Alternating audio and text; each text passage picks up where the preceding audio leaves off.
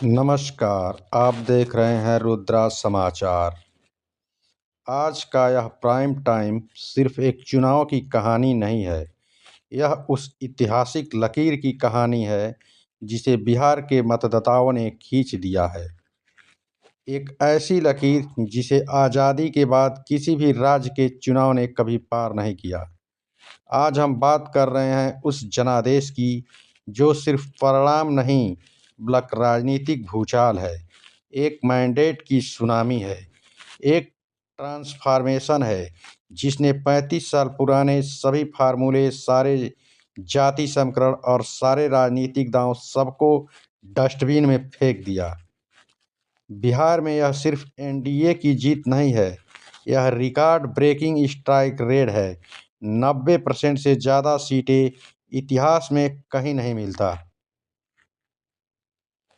चिराग पासवान, मांझी, कुशवाहा लगभग सभी सीटों पर जीत।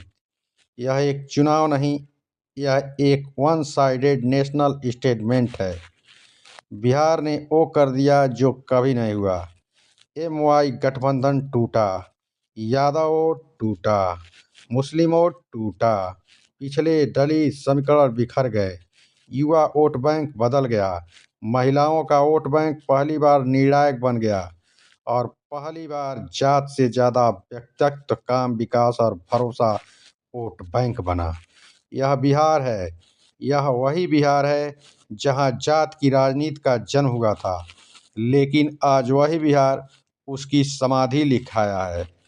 बिहार का मैसेज साफ है, मोदी को हराया नहीं जा सकता, राज्यों में भी नहीं, केंद्र में भी नहीं।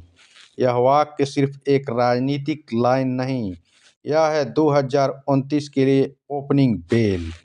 आरजेडी 75 से गिरकर 30-35 के आसपास क्यों आ गई?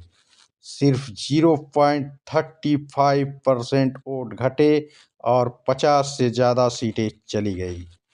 कांग्रेस 1% वोट कम हुआ और 15 से ज़्यादा सीट गायब, जबकि बीजेपी सिर्फ 1% वोट बढ़ाती है और 25 से 28 सीटें बढ़ जाती हैं। जनता दल यूनाइटेड 3% वोट बढ़ाता है और 40 सीटें जोड़ लेता है। यह कैसा गणित है? यह लहर की गणित है, यह विश्वास का गणित है, यह Modi effect plus Nitish bank plus महिलाओं का वोट प्लस नया पिछड़ा वोट का कॉम्बिनेशन है।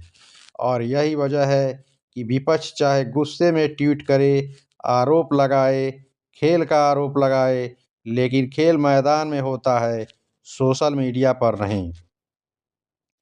पहली बार नीतीश कुमार ना तो किंग रहे ना किंग मेकर। बीजेपी प्लस चिराग प्लस मांझी प्लस कुशवाहा मिलकर बहुमत पार। मतलब कि अगर नीतीश उधर जाते सरकार नहीं बनती, इधर आते सरकार उनके साथ चलती है। इसका मतलब क्या हुआ? बिहार की राजनीति में पहली बार केंद्र की पकड़ राज्य पर 100% हो गई।